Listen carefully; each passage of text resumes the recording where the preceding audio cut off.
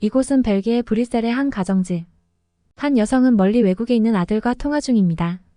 내가 지금 사업이 얼마나 바쁜데 별뜻도 보도 못한 한국에 가서 놀고 앉아있니? 며느리고 손녀고 난 안 봐도 좋으니 내 눈에 흙이 들어가기 전엔 안 된다. 끊는다. 그럼. 대체 그녀는 무슨 일이 있었길래 이렇게 냉정하게 전화를 끊었던 걸까요? 우리 주변의 감동적인 사건, 사연을 들려드리는 감동 뉴스입니다. 오늘은 한국과 특별한 인연이 있었던 벨기에의 세르네님 사연으로 공식 이메일을 통해 접수된 내용을 바탕으로 재구성된 이야기입니다. 여러분의 구독과 좋아요, 알림 설정은 영상 제작에 큰 힘이 됩니다. 안녕하세요. 저는 벨기에 브뤼셀에 살고 있는 세르네라고 합니다. 저는 남편과 고등학교 때부터 만나다가 졸업하자마자 결혼을 하였고 20살의 저희 사이에는 가장 사랑하고 눈에 넣어도 아프지 않을 아들이 저희 곁으로 와주었습니다. 저는 제가 자라온 동네에서 작은 꽃가게를 운영하며 부족함 없이 남부러울 것 없는 삶을 살고 있었습니다. 그곳에서 꽃다발을 받는 모든 사람들에게 기쁨과 사랑을 전파하는 역할을 하면서 말이죠. 그러던 어느 날 남편의 일상적인 퇴근길에 끔찍한 사고가 발생했습니다. 그날은 비가 내리는 흐린 날씨였고 남편은 일을 마치고 집으로 온다고 저와 통화를 하던 중이었습니다. 그의 차는 조용한 도로 위를 주행하고 있었지만 그러다 갑자기 한순간 찢어질 듯한 굉음이 들리고 나서는 더 이상 남편의 목소리를 들을 수 없었습니다. 사고로 차량은 완전히 파손되었고 그렇게 남편과의 영원한 이별을 하게 되었습니다. 세상에 남겨진 저와 아들은 서로에게 애틋한 애정이 더욱 강해진 것을 느끼게 되었습니다. 슬픔은 저의 마음을 무겁게 짓눌러지만 저는 아들을 위해 강해져야 한다는 것을 알고 있었습니다. 아들과 먹고 살기 위해 저는 꽃가게를 번창하는 사업으로 확장하기로 결정했습니다. 특별한 행사를 위한 꽃꽂이부터 가정 배달까지 다양한 서비스를 제공했습니다. 그 당시 아들은 5살밖에 안 되었지만 저에게 위로가 되었고 의지할 수 있는 존재였습니다. 잠시 아들 자랑을 좀 하자면 제 아들은 어렸을 때부터 흔히 말하는 영재라고 불리는 아이였습니다. 학교에서 공부로도 항상 우수한 성적을 거두었지만 특히 예술적 재능이 뛰어난 영재였죠. 제 아들이지만 얼굴도 잘생겨서 학교에서 많은 여학생들에게 인기도 참 많았답니다. 항상 어른을 공경하고 예의 바른 아들을 볼 때면 나에게 무슨 복이 있어서 이런 아들을 주셨을까라는 생각이 들기도 했어요. 그렇게 사랑하는 아들이 커가는 모습을 뿌듯하게 지켜보면서 행복하게 살고 있었습니다. 커갈수록 아빠의 모습이 보여서 더욱 아들에게 마음이 쓰였는지도 모르겠네요. 그러다 아들이 25살이 될 무렵 좋아하는 여자가 생겼다고 말을 하더라고요. 예전에도 저에게 여자친구를 소개시켜주기도 하고 했었죠. 이전에도 같이 식사도 했던 적이 몇 번 있었기 때문에 저는 아무 생각 없이 아들에게 이번에는 어떤 사람이니? 라고 말을 했습니다. 그러자 아들은 평소와 다르게 심각한 표정을 짓고 있었어요. 그리곤 저에게 결혼을 하고 싶다고 말을 했습니다. 저도 20살에 결혼을 했고 이곳에서 20대에 결혼을 하는 것은 놀라운 일이 아니었지만 갑작스러운 아들의 결혼 이야기에 저는 깜짝 놀라지 않을 수 없었습니다. 그리곤 아들은 여자친구와 아이가 생겼다고 말했죠. 그녀를 책임지고 싶고 함께 살고 싶다고 고백했습니다. 아들의 충격적인 고백에 저는 아들을 한참 동안 바라볼 수밖에 없었습니다. 그리고는 이내 마음을 가다듬고 차분하게 이야기를 나눴습니다.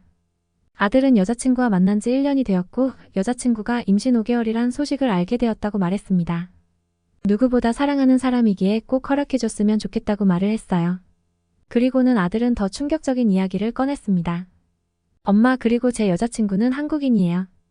허락해주세요 라는 말을 듣고 저는 이게 대체 무슨 소리인가 싶었습니다. 저는 떨리는 목소리로 한국 동양인 여자와 결혼하겠다는 거니? 라고 화내듯 물었습니다. 제 아들이 다른 나라 사람과 결혼한다는 것도 믿기지 않았지만 그 대상이 한국인이라는 걸 알았을 때 아들의 결정에 화가 나기도 했어요. 솔직히 그때는 아들이 너무 미웠습니다. 아들은 한국에 가서 여자친구와 살 것이라고 저에게 통보 아닌 통보를 했고 그 이후로 저와 아들이 사이는 급격히 안 좋아졌습니다. 저는 그렇게 벨기에를 떠나 한국에 간 아들에게 한동안 아무런 소식이 없었고 저는 안 그런 척했지만 하루하루 아들이 걱정되었지만 저도 하던 사업이 있었기에 바쁘게 지내며 연락하기가 어려웠습니다.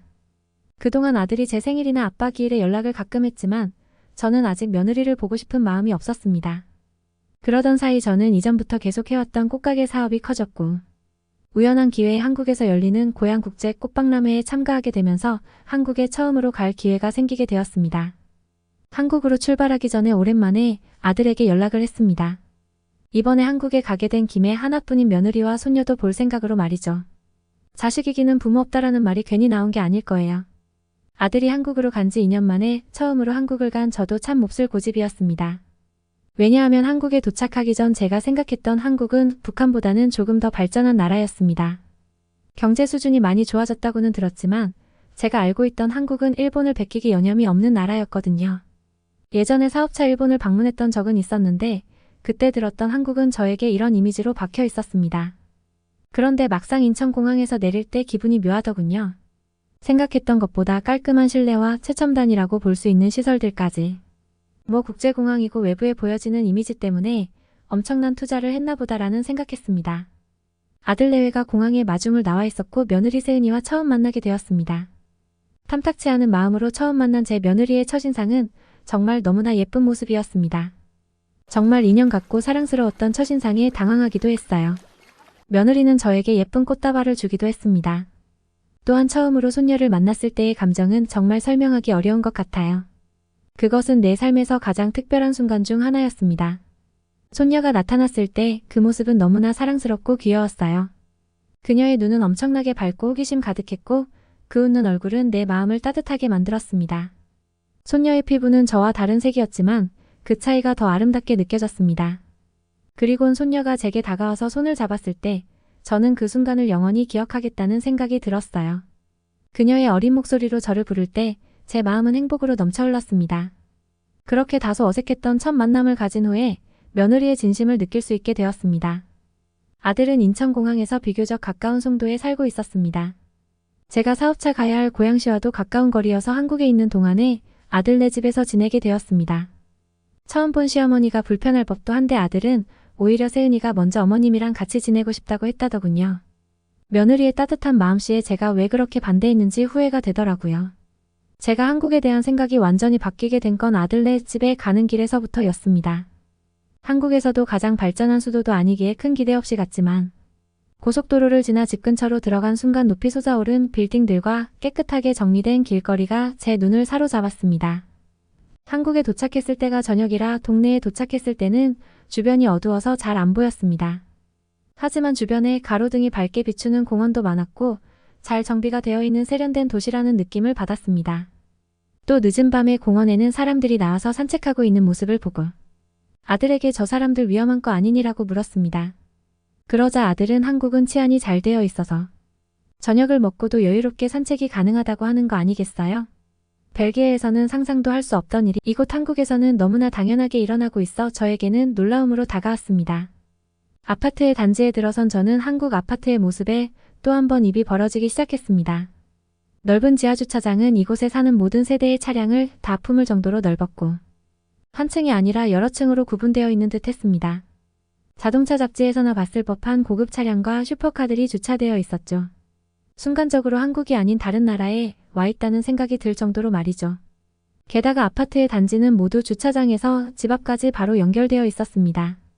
아들이 이렇게 좋은 환경에서 살고 있다고 생각하니 왜 그때는 한국에 가는 걸 그렇게 반대했는지 생각하며 아들에게 다시 한번 미안한 마음이 들었습니다. 그리고 밤늦게 며느리와 이야기를 나눌수록 제가 가졌던 선입견은 어느새 사라지고 시간이 흐를수록 한국이라는 나라에 관심을 가질 수밖에 없었습니다. 또한 아들을 배려하는 행동 하나하나의 아들이 그녀에게 왜 사랑에 빠지게 되었는지 알 수 있게 되었습니다. 도착한 다음 날 시차 적응 때문에 저는 잠에서 일찍 일어나게 되었고 시계를 보니 새벽 5시였습니다. 거실로 나가 소파에 앉으니 창 밖으로 까만 하늘을 수놓은 별들이 희미해지고 서서히 동이 트기 시작하고 있었습니다. 그때 손녀가 잠에서 깨 저에게 이불을 질질 끌면서 오는 거 아니겠어요? 그래도 어제 봤다고 낯을 안 가리는 손녀를 보니 너무나도 사랑스러웠습니다. 가져온 이불을 덮어주려고 하자 오히려 울면서 아니라고 하는 것 같았습니다. 저는 대체 영문을 모른 채 당황스러워하고 있는 와중에 세은이가 아이 울음소리를 듣고 잠에서 깨서 나왔죠. 그러더니 갑자기 딸을 등에 업고는 그 이불로 둘러매고 있었습니다. 저는 처음 보는 광경에 당황한 채 그대로 지켜보고만 있었죠. 하지만 금세 엄마 등에 업힌 손녀는 쪽쪽이를 입에 문 채 잠이 들었습니다. 손녀가 엄마한테 업힌 걸 보니 단단하게 매달려 있었고 표정도 편안해 보였죠. 앞으로 매는 아기띠는 많이 사용해봤지만 아기를 등에 업고 이불 같은 천으로 아이의 몸을 두른 후 띠로 아이 엉덩이 밑을 받치는 형태는 처음 보았습니다. 그리고 띠를 꽉 매어 아이를 안정적으로 고정시키고는 세은이는 저에게 줄 아침 식사까지 준비하더라고요. 저는 제가 도와주려고 했지만 세은이는 멀리서 오셨을 텐데 조금 더 쉬라고 하며 저보고는 식탁에서 앉아있으라고 했습니다. 알고 보니 아기를 뒤에 엎고도 편하게 일을 할 수도 있고 아기도 엄마의 심장 소리를 가까이서 들을 수 있어서 안정감을 느끼게 해주는 게 포대기의 장점이었습니다. 아침을 먹은 후 전날 밤에 도착해 제대로 구경을 못했다며 동네를 구경을 시켜준다고 나가자고 했습니다. 세은은 송도의 아름다운 풍경을 보여주겠다고 했습니다. 손녀를 유모차에 태우고 밖으로 나온 순간 아파트의 단지 내에는 어린이들이 사용할 법한 놀이터가 깔끔하게 있었고 분수대와 여러 가지 각종 생활시설들이 갖추어져 있었습니다. 단지 내의 커뮤니티 시설은 마치 호텔에 와 있는 듯한 느낌을 받았고 그 안에 들어가 보고는 감탄했습니다. 이곳저곳을 둘러본 뒤 송도에 있는 여러 개의 공원 중에서 가장 유명한 센트럴파크로 향했습니다. 공원에 도착하자 손녀가 유모차에서 내려달라고 해서 세은이 할머니랑 걸으라며 꺼내줬습니다. 손녀가 내려서 박수를 치면서 걷기 시작하는 모습을 보니 다시 한번 한국에 오길 잘했다는 생각이 들었습니다. 그런데 신발에서 이상한 소리가 나는 게 아니겠어요? 저는 신발 쿠션이 터졌다고 생각하며 애 신발 하나 안 사주고 뭐 하는 건가 싶었습니다. 주변의 다른 외국인들도 귀엽게 바라보면서도 저 신발이 원래 저런 거냐며 물어보더라고요. 저는 사실 잘 몰랐지만 그런 거 같다고 대답했습니다. 그런데 나중에 알고 보니 원래 삑삑 소리가 나는 신발이라는 거 아니겠어요?